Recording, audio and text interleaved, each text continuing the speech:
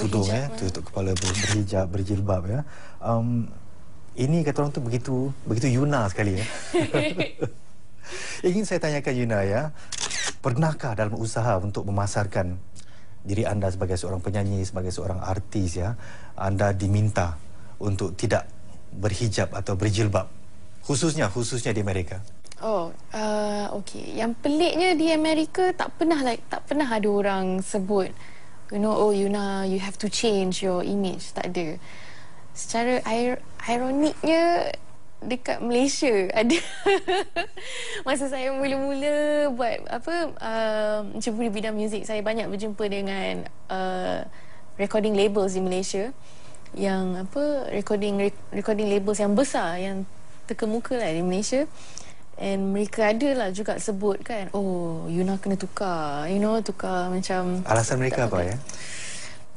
Saya pun tak tahu. Mungkin sebab time tu waktu tu semua artis pun mungkin mereka fikir image is everything kan. Tapi saya bukan seorang yang nak kejar semua tu kan. I just want to make music kan. Saya nak buat music je. Saya bukannya nak nak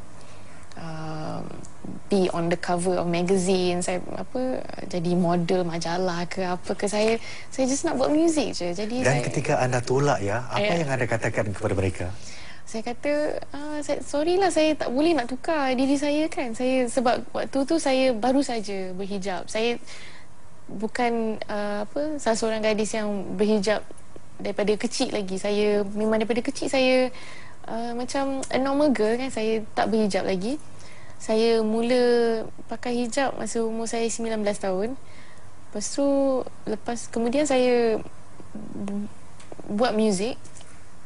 Jadi takkan nak tukar kan balik, sebab saya dah jumpa dah saya punya image, saya dah selesa dengan saya dah jumpa identiti diri sendiri kan. And benda tu sangat susah. Benda tu merupakan sesuatu yang sangat penting bagi saya. Dengan pendirian saya kan. Jadi bila orang suruh tukar, rasa macam marah sangat kan. Macam kenapa kena tukar, tak nak tukar kan. Jadi saya buat keputusan buat company sendiri, buka Yuna Room Records. Jadi saya boleh buat semua secara independen.